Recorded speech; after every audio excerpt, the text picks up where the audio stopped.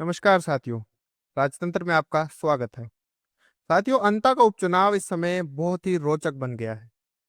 जहां एक तरफ पार्टी ने अपने अपने उम्मीदवार उतार दिए हैं, वहीं उन्हीं पार्टियों से उनके बागी नेता निर्दलीय खड़े हो गए हैं। जो पार्टियों के जो उम्मीदवार हैं उनके वोट काटने का भरपूर प्रयास कर रहे हैं।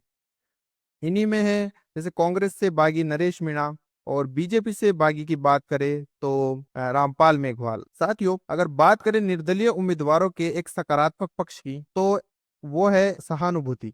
साथियों, नेता दो तरीके से बनते हैं। एक होता है पार्टी के आशीर्वाद से और दूसरे होते हैं जनता के आशीर्वाद से। और जो अंता में इस समय निर्दलीय उम्मीदवार खड़े हुए हैं, वो इस समय जनता की सहानुभूति के दम पर ही अपना वोट बैंक जो है वो स्थापित कर सकते हैं। जिनमें पहला नाम आता है नरेश मीणा का, जो कि अंता उपचुनाव से एक प्रमुख निर्दलीय उम्मीदवार है। नरेश मीणा साथियों, जैसा कि आप सभी को पता है कि वे 8 महीने जेल में भी रह के आ चुके हैं और उनके कार्यकर्ताओं ने बाहरी माहौल में इस बात से उन्होंने खूब सहानुभूति बटोरी है।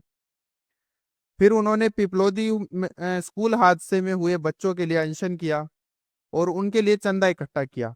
और जो तकरीबन 1 करोड़ से ज्यादा का चंदा आया था, उन्होंने मृतक बच्चों के परिवारों को वो चंदा बांट दिया। इस बात से भी जनता नरेश मीणा को काफी पसंद कर रही है और जनता की यही सहानुभूति नरेश मीणा को एक सकारात्मक पक्ष दे रही है। साथियों, बात करें बीजेपी से बागी रामपाल मेघवाल की, जो खुद बीजेपी राजस्थान के महामंत्री भी हैं और 2013 में बीजेपी से ही वे चुनाव लड़ चुके हैं और भारी संख्या में यानी भारी वोटों की संख्या से वे जीत भी चुके हैं। लेकिन उनका इल्जाम है राजस्थान बीजेपी ने उनकी अपेक्षा की है, उनको टिकट नहीं दिया। 2013 से अब तक 3 चुनाव हुए और तीनों चुनावों में राजस्थान बीजेपी ने उन्हें नकारा है।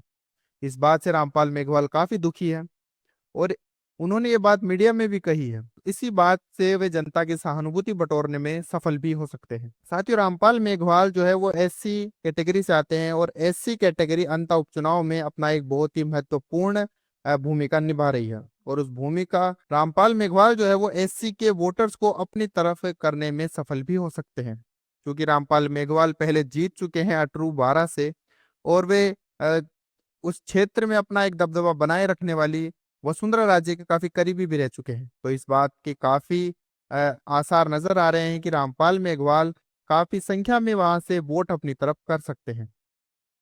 साथियों, तीसरी हम बात करें महत्वपूर्ण उम्मीदवार, जो कि है प्रमोद जैन भाया की पत्नी उर्मिला जैन भाया। उन्होंने भी अपना नामांकन भरा है। साथियों, प्रमोद जैन भाया चूंकि पहले अंता विधानसभा से 2 बार विजेता रह चुके हैं, उन्हें आखिर क्या जरूरत पड़ गई उनकी पत्नी को नामांकन भरवाने की?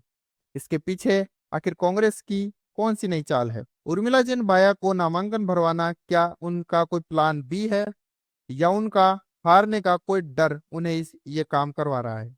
आखिर उर्मिला जैन भाया के नामांकन भरने के पीछे क्या कारण है?